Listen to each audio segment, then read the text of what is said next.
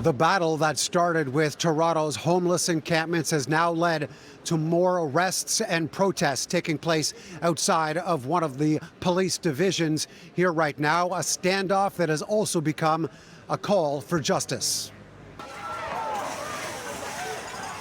Toronto police, meanwhile, have said they've made 3 more arrests and charged people related to the Lamport Stadium encampment clearing in July.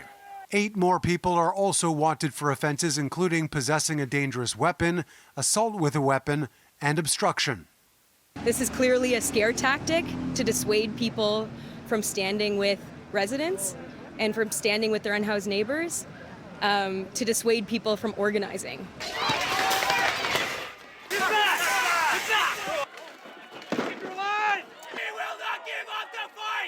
Those caught up in the fight at the city's violent encampment clearing say they'll be fighting criminal charges against them as well. Tell them to come with a buddy.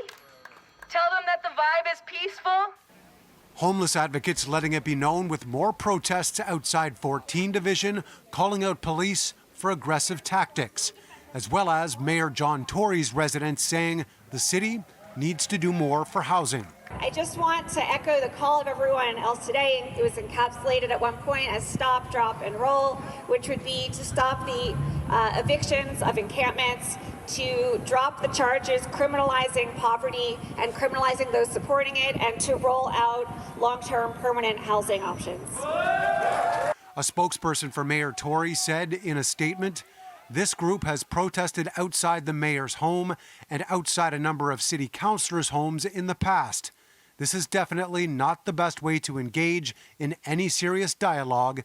It is political theater. The advocates and protesters, have a point of view, and we're working very hard to work with those individuals to reach solutions that are peaceful, so that people who are living in encampments know that they have those supports.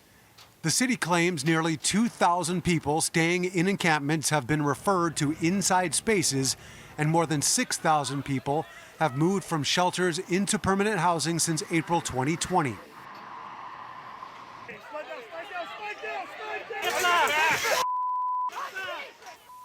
Confrontations between the homeless advocates and police at different encampments have come after many left the shelter system during the pandemic to stay outside for safety.